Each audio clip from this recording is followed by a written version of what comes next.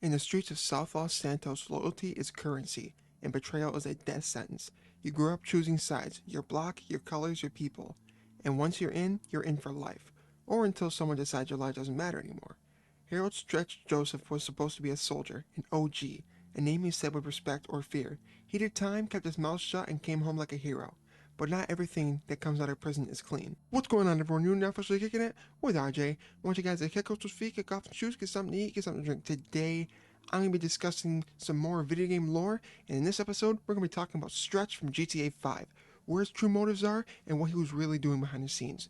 And before we really get into it, I want you guys to smash the like button, smash the subscribe button, helps the algorithm. And anyways, let's get right into it. Now, before we really dive into the events of the main story, let's go back. Let's learn who Harold Stretch Joseph really was before we met him. He was born and raised in South Los Santos, where he grew up in a violent, gang-controlled neighborhood where survival meant choosing a side early on.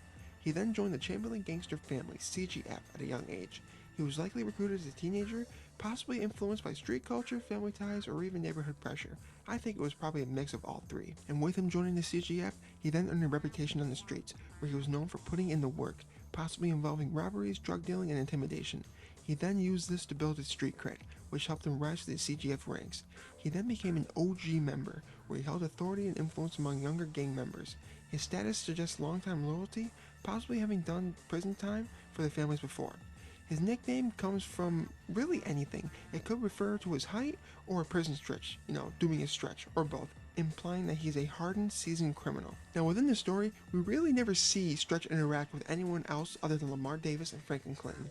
Now, other people like Tanisha know who Stretch is and doesn't really trust him, but other than that, we don't really see what his relationship to the gang was or really anyone else. But anyways, he was a mentor and a friend to Lamar Davis, or so Lamar thought. Lamar idolized Stretch, viewing him as a real OG. Stretch's return from prison reignites Lamar's old admiration, even if it causes friction elsewhere. He held a tense relationship with Franklin Clinton. Franklin sees Stretch as a manipulative, reckless figure. Conflict likely stems from Stretch's negative influence on Lamar and his outdated, self-centered mindset when it comes to the gang life, with Franklin wanting to leave that life. Now, it's not shown really in the game, but Stretch has a child with a lady named Renata Sidwell, his ex-girlfriend, an unseen character. This detail is hidden in the background through Life Invader posts, and like I said, it's not mentioned anywhere in cutscenes or missions. Renata publicly calls him out for being absent. Her posts criticize Stretch for not visiting her or quote-unquote the little one. It implies that he's ignoring his fatherly responsibilities and abandoning his child post-release. It reveals a more selfish, irresponsible side. Despite being portrayed as a hardened OG, he's failing where it matters the most, as a father. It contrasts heavily with how Lamar idolizes him, showing that Stretch's life is more built on image than substance. So sometime before 2013, Stretch is arrested for an unknown crime. Now the details are really never revealed in-game. It's not really ever revealed how many years he did, adding more mystery to his background. It's presumed that the crime was for the Chamberlain gangster families, the CGF, which helps him solidify his OG status. His prison time becomes part of his reputation. Quote-unquote, did time for the set is a classic trope in gang culture that earns respect. This likely boosted his standing with the younger CGF members such as Lamar. Now while in prison, Stretch makes allies. He befriends members of the Ballas, which is a major red flag. The Ballas are CGF's longtime enemies. This raises questions on where Stretch's true loyalties lie. Now the friendship is never really fully explained or justified, but this could indicate either he was surviving in prison, using those survival tactics to befriend everybody he could, a hidden agenda for when he gets out of prison, or even a possible betrayal of CGF. Now, Stretch's prison time has a lot of questions. Did prison time harden him, or did it change him completely? Now, it is possible that Stretch's time behind bars made him more desperate, more manipulative, or more ruthless. Or he may have cut a deal, raising suspicions of being a rat or plant within CGF.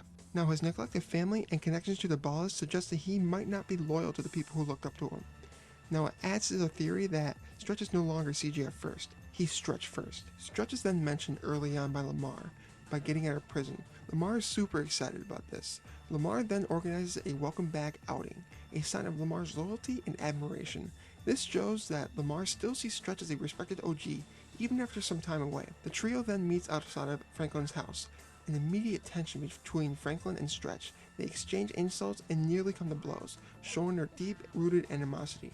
Lamar then tries to play the peacekeeper. He's stuck between two influences, Stretch, who represents the old school OG, and Franklin, who represents the ambitious, forward-thinking hustler. This moment reinforces the growing divide between past and future mentalities within the CGF. Now before we go any further, I just want to make it known that Franklin and Lamar aren't really a part of the CGF set anymore.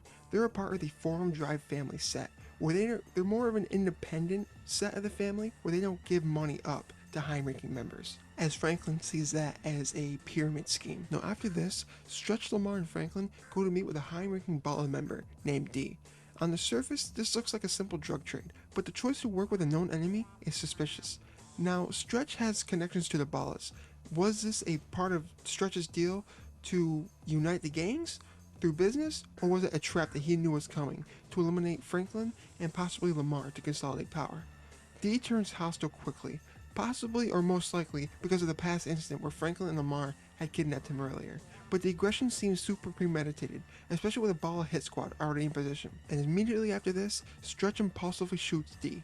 A key moment. Was this a self-defense reaction or a move to silence D before he could say more? Could this also be Stretch trying to distance himself from the Ballas in front of Franklin and Lamar to keep up appearances? It's really unknown at this point. Anyways, the trio is forced to fight their way out. A classic GTA-style shootout ensues. It's also important to note that Stretch doesn't lead or protect. He reacts. Well anyways, as they exit the factory, the LSPD is already on the scene. It raises the question, how did the cops arrive so quickly? It adds another layer to the theory that Stretch may have set them up, or at least had other parties involved. This is a theory I'm not really 100% on, but it's good to know. The trio escapes, but the damage is done. The mission ends with unresolved tension. Lamar is still loyal to Stretch, and Franklin is more suspicious than ever. There's also a post-mission phone call that Franklin can make to Stretch, where Stretch is asking for his dues and Franklin isn't having it. Listen to that now. Hey, little homie. Hey, what's cracking, Stretch? Shit, it must be nice speaking on a cell phone that don't spend half the day up your ass. Where my dudes, motherfucker? It's like membership payment time. Oh, shit. I'm sorry, man. I'm a little short right now, you know? But maybe your ass should get out and work for your snaps like the rest of us, nigga. I put in the grind while you was wearing diapers and getting your ass wiped. If you and Lamar wasn't so stupid to set up a deal with a baller's fool wanted to clap your ass, we'd all be fine right now. Man, that was LD's deal, nigga, not mine. Man, I'm out. Punk, you owe me. Now, this mission alone has a bunch of theories and implications. Now, was Stretch trying to create a Bala CGF partnership and it just blew up? Now, if so, it failed spectacularly due to unresolved beef, poor timing, and Stretch underestimating how deep the feud ran. Or did Stretch know this is a suicide mission for the others? Did he try to walk them into a setup, and what he did, he just did what he could when it fell apart? And killing D may have been damage control, not defense. Either way, his motives remain unclear at this point. He plays the role of a loyal OG, but every move he makes more doubts. His partnership with Lamar and shady ties to the Ballas creates a dual identity that fuels suspicion. Later, Stretch sends Lamar on what should be a simple drug deal. Stretch instructs Lamar to buy what's supposed to be a full brick of cocaine from a Bala contact on Grove Street. Lamar, who's still loyal and looking to prove himself, agrees to handle the deal, unaware that he's walking into a setup. Stretch doesn't go himself, he just sends Lamar to deal with this. This isn't just about a bad connection. It may be a deliberate setup by Stretch to get Lamar hurt, killed, or even publicly humiliated. Why? Because Lamar is becoming too reckless and unpredictable, and his actions are starting to interfere with Stretch's deeper goals. Now, why Stretch should do this? Lamar has a pretty bad track record. He's pretty much a liability for Stretch's future plans. Remember, Lamar was responsible for kidnapping D, a high-ranking Bala member, earlier in the story, escalating tensions between the families and the Ballas. Lamar also refused to question gang loyalty, making him a poor candidate for any kind of Bala CGF collaboration. Now, Stretch, who likely formed alliances with Ballas in prison, may be trying to broker peace or even a secret merger, but Lamar keeps on messing this up. The D incident may have put Stretch at odds with his Bala connections. Stretch might now see Lamar as someone who needs to be eliminated for the greater plan to succeed. Now, the potential deal on Grove Street goes a little differently than Stretch wanted. Franklin and Trevor join the deal unexpectedly. Franklin tags along, likely out of suspicion of Stretch and concern for Lamar. Trevor also joins too, adding unpredictability and street smarts. Their presence was not a part of Stretch's plan, which may have been to isolate Lamar. Now, this deal was a scam from the start. The Ballas hand over a brick made of drywall, meant to resemble cocaine. Hidden inside the fake brick was a tiny real ounce of coke, possibly to buy them time before Lamar noticed the scam. This isn't just a fake out, it's a full-blown insult. Selling someone drywall with a sprinkle of real coke is a mocking gesture. It sends a message that the buyer, Lamar, is too dumb or inexperienced to know the difference. But Trevor, who luckily is there, exposes the scam. Trevor inspects the product, calls out the fake brick immediately, and starts making noise. If Trevor hadn't spoken up, Lamar might have felt clowned, broke, and furious, possibly provoking the Ballas once he found out. Now why this matters? This situation could have led to a couple things. Lamar losing face in the hood, a future violent confrontation with the Ballas, the one that didn't happen, or even Lamar getting killed if tensions escalated. Now, Stretch most likely intended for Lamar to react badly, knowing Lamar's hot-headed nature. That would give the Ballas an excuse to shoot him, while Stretch remains uninvolved. But anyways, violence still erupts. Though it wasn't an ambush like it was with D, the tension from the botched drug deal leads to a shootout between Lamar, Franklin, Trevor, and the Ballas. They then kill the opposition and escape, once again both dodging the Ballas, the LSPD, and death. Seemingly, another pattern repeats this time. Stretch is somehow involved with the people to meet with the Ballas, they somehow get set up or scammed, the cops show up, and everyone escapes, but barely. Franklin calls this out. If Franklin escapes with Lamar, he doesn't hold back. Franklin is done giving Stretch the benefit of the doubt. He's now openly trying to wake Lamar up. Lamar's loyalty is rattled, but not broken. He starts to question things, but his respect for Stretch and his refusal to believe an OG would betray him keeps him in denial, for now. I need to speak to you fast. Oh, is that right? Shit, I need to speak to your ass too. What you taking some crazy white dude around the hood for, huh? Cause that crazy white dude's the only reason why we ain't buy a brick of plaster, motherfucker. He the reason why we still breathing. It look bad, little homie. Man, I don't give a fuck how it look, big homie. Matter of fact, let me ask your ass something. Why you set us up with a motherfucker that try to run a lick on us and clap us any fucking way? That shit was real till you and your geek friend fucked it up. That's on you, punk. Now what was Stretch's bigger plan with this one? Eliminating Lamar solves multiple problems for Stretch. It gives the Ballas revenge for the D incident, it clears path for a more peaceful relations with the Ballas, removing an obstacle to his own authority within the CGF, avoiding blowback for any more of Lamar's reckless decisions, and if Stretch is collaborating with the Ballas behind the scenes, this whole setup could have been a test, while Stretch walks away clean, while Lamar gets clowned on or killed. What this means for Lamar is that he is on borrowed time, even if he doesn't even know it. This wasn't just a bad deal, it was an intentional humiliation. Trevor's interference blew it wide open. Franklin sees the play and confronts it. Lamar is caught between his instincts and his misplaced loyalty. This moment shows Stretch has likely made his decision. Lamar's usefulness is over. Now it's just a matter of time of how to get rid of him and how to do it clean. So Stretch then sends Lamar to Paleto Bay, alone. Stretch then convinces Lamar to meet up with the Ballas in Paleto Bay, far from Los Santos. The goal, allegedly, to discuss selling drugs, which would bring money in and possibly de-escalate tensions. Stretch again doesn't go with him, and as soon as Lamar arrives, he's ambushed and taken hostage. The Ballas tie him up in a sawmill deep in Paleto Forest, a clear death trap. This wasn't just an arrest or warning, it was an execution in the making. The pattern then repeats. Just like the Grove Street deal, Stretch doesn't go. He sends others to take the fall, but this time there's no backup. He wants Lamar isolated and eliminated. Franklin is then convinced by Tanisha to act on this. Franklin initially shrugs it off, seeing Lamar as a lost cause, but Tanisha urges him to save his friend. Franklin then recruits Michael and Trevor with the help of Lester, proving how deep Lamar's crisis is. He needs serious muscle. At this point, Franklin has already pieced together the puzzle. Stretch is not to be trusted.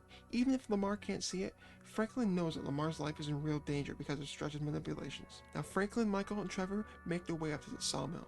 Franklin and the crew storm the sawmill, taking out every baller present. The battle is intense, but they rescue Lamar in time. He's shocked, but still alive. Without this team, Lamar would have been executed, no questions asked. Now if this were to happen, Stretch would have acted innocent afterwards, claiming this deal went bad. But this mission exposes everything. This wasn't just bad luck. This was an intentional orchestration. And on the way back to the city, Franklin doesn't sugarcoat anything. He tells Lamar, Stretch has been working with the Ballas since prison. Every deal, every mission, it's all been a series of setups. He needs to leave the gang life behind and start over. Franklin has been the only one seeing the full picture. He sees how Stretch is playing both sides. He sees how Lamar, despite his loyalty, keeps getting used. And he's trying to wake Lamar up before it's too late. Again. Hey, little homie. Homie? Man, I ain't your fucking homie. Giving Lamar up to the Ballers? Lamar ain't tripping off that shit. You shouldn't either. Ain't tripping. Homie learned a lesson. That's OG's prerogative. Man, that's fucked up shit, Stretch. Man, you better pray I don't see your ass for real. Punk ass bitch, you have any idea who you talking to? So at this point, Stretch's true agenda becomes clear. Stretch's master plan started in prison. Alliances with the Ballas were formed in prison. He wanted to either broker peace or consolidate power by uniting Ballas and CGF under his leadership. Lamar was in his way. He kidnapped the high-ranking Balla member D earlier on in the story, starting this all. He refused to play ball, he is emotionally unpredictable, constantly escalating conflicts. He was way too loyal to CGF itself and Franklin, so Stretch tries to eliminate him. He tried with the Grove Street drug scam, that failed. He tried with Paleto Bay, it almost worked, but every time Franklin shows up and ruins the plan. Lamar almost getting killed was a wake-up call to him. Lamar's blind loyalty to the gang and to Stretch nearly cost him his life. This moment proved that Stretch no longer sees him as a friend, just an obstacle in his way. There are 3 different ways this ending can go out. The ending where Trevor's killed, the ending where Michael's killed, or Deathwish. We're going to talk about ending where Michael and Trevor are killed. These are not canon, but they're still interesting to talk about. Anyways, Lamar calls Franklin after everything one last time. After the chaos of the Paleto Bay setup and the fallout that follows, Lamar reaches out to Franklin by phone. He tells him plainly he's finally cut ties with Stretch. Lamar admits that he's been thinking real hard about Franklin's warning during the rescue. He now understands that Franklin has been trying to tell him the whole time, that Stretch has been setting him up and trying to get him killed. Hey, what's happening, homie? Man, you right about Stretch, dog. Dude, janky as fuck. After all the scams and attempted homicides, huh? Now you say he janky? Well, excuse me if I want to see the best in people, nigga. But this is, though, homie, I gotta stay low-key. Yeah, you do that. And keep breathing, dog. Lamar's call confirms Stretch's true intentions. The fake coke deal, the Paleto Bay kidnapping, they all were accidents. They were deliberate moves to get rid of Lamar. Franklin sounded genuinely relieved to finally hear this. There's a sense of closure, a small bittersweet peace between the two. The phone call is not just a wrap-up, it's a turning point. Lamar is finally distancing himself from the gangster lifestyle, Stretch, and by extension the dangerous game that nearly got him killed. Before hanging up, Lamar says he's laying low for a while. This line is subtle, but loaded. He's watching his back. He knows that just because he's done with Stretch doesn't mean he's done with him. Stretch might still be out there. Remember, Franklin doesn't kill Stretch in these endings. Given how Stretch is operated, hiding behind setups, manipulating allies, using others to do his dirty work, he could easily be plotting again. If he sees Lamar as a traitor to CGF or even his new Bala alliances, he might eventually come for him. LD, man, let's hit it, homie. Nigga, hit it? The only hit I'ma get is a mafia hit if I go out in broad daylight. That fool Stretch gonna knock my noodles off, nigga. Call me at night. And for the first time, Lamar chooses self-preservation over loyalty to a toxic OG. He's still alive, barely, and maybe now he has a real chance to walk away from the cycle that nearly consumed him. But the threat isn't over. Like I said, as long as Stretch is still alive, his betrayal casts a long shadow, and Lamar, once the loudest soldier in the hood, now knows just how real the cost of loyalty can be. Now apart from that grim ending, here we go with ending C, Deathwish, everybody's favorite ending, the canon ending. After the big shootout at the Foundry, Lester provides real-time intel on Stretch's whereabouts. Michael volunteers to take out Stretch personally since he has no direct ties to him, making him the perfect assassin. Stretch is found hanging out with a ballless crew at the basketball courts in B.J. Smith Recreational Center, openly talking about Franklin and Lamar. Michael then interrupts Stretch's conversation, telling him he's delivering a message from his homies, a clear warning. Stretch instantly suspects Michael's alliance with Franklin and orders the Ballas to kill him, but Michael is ready. A violent gunfight ensues, ending with Stretch and all the Ballas dead. After this, Michael calls the others, announcing Stretch ain't a problem no more. This marks the definitive end for Stretch's reign of manipulation and betrayal. And after Stretch's death, the news reports soon after. A notorious member of the Chamberlain gangster family's gang was killed yesterday, only months after his parole.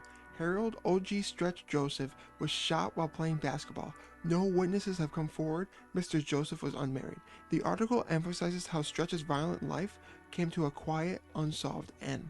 Gang news. In further violence, prominent gangster Harold OG Stretch Joseph and Wei Chang, a triad gang boss, were both also murdered. Residents say they are in shock. Hey, what's up, dog? I thought you should know, man. Stretch is dead. Here, OG. OG? Man, that nigga tried to set us up to get clapped, nigga. And he tried to get us sold a brick of drywall. He a dangerous motherfucker, man. Now he gone. Probably for the best, homie. But I'm sure I'm lucky to have a cold-ass motherfucker like you to make them decisions, nigga. Yeah, you are, nigga. That phone call kind of shows that Lamar is still somewhat loyal to the gang and to Stretch. He was still surprised that Franklin, of all people, was behind Stretch's death, him being an OG and all. But this kind of shows that Lamar still somewhat respects Stretch for being an OG. Now why this ending matters most in my opinion, Stretch's alliance with the Ballas and his repeated betrayals made him a dangerous liability. He tried to set up Lamar multiple times and undermine Franklin and his crew. His death closes a chapter on his manipulations and frees the families from his shadows. Ending C represents the only real justice for all the chaos that Stretch caused. Now, of all the theories I mentioned, I think the theory that makes the most sense was that Stretch was trying to align the Ballas with the CGF, or try to merge them, or create peace or something, and Lamar was getting in his way. Now, why was Lamar getting in his way? I mean, if you go back to the mission Chop, where you pretty much kidnap the high-ranking Balla member D, that escalated tensions for no reason, and that screwed things up with Stretch. Now, if Lamar didn't do this, it might be a completely different story. But I think that with Lamar kidnapping D and that whole situation just unfolding with that mission and the long stretch, that all falling out like it did, I think that that just set the course for the game. And I believe that with Hood Safari, it was Stretch trying to, well, like I said, trying to make things right with the Ballas by having Lamar make a fool of himself or get himself killed or something so the Ballas can have revenge, and that makes the most sense for that regard. And then, Lamar survives, and then Stretch is like, you know what? Screw it. I'm gonna set him up there, take care of him. Get your revenge for D. And that's how it goes. I think that that makes the most sense. And like the other theory I mentioned, like where he might have been working for the police, this isn't like San Andreas where there's like a specific force that's working with all the sides, like like Tenpenny and Crash. No, this is something that's completely different. There's no Crash in GTA 5, nothing. I think that this theory, where he was just trying to align both the gangs because it worked so well in prison when he met all the Balla members within prison and he was working with them, presumably, I think that that makes the most sense out of any theory. Just because Stretch never really went against the gang. The gang really, it wasn't like I said, it's not like a San Andreas situation with Big Smoke and Ryder where they betrayed the gang. No, this was just Stretch trying to make the gang bigger, more prosper, so he can make more money. Because he was always calling Franklin about his kickbacks. Where's my money? Where's the kickbacks? You haven't been kicking up to me. That's what Stretch is all about. Stretch is all about money. And if he aligned the Ballas with his families, he can make a whole ton more. He'd be looked at as a leader of the gang, and he'd be making all the money. So yeah, that's my theory. That's what I think makes the most sense. And yeah. So anyways guys, I really hope you enjoyed this video. I really enjoyed making this video. This is a fun video to make. I really do like making these lore videos. I'm super excited for next week. I got a walkthrough coming out. I think you probably know what it is. I'm not going to tell you yet, but you probably have an idea. It's a new release. All I'm saying. So anyways guys, I want you guys to smash that like button, smash the subscribe button. Helps the algorithm. And anyways, I'll see you guys in the next one. Take care now. Bye.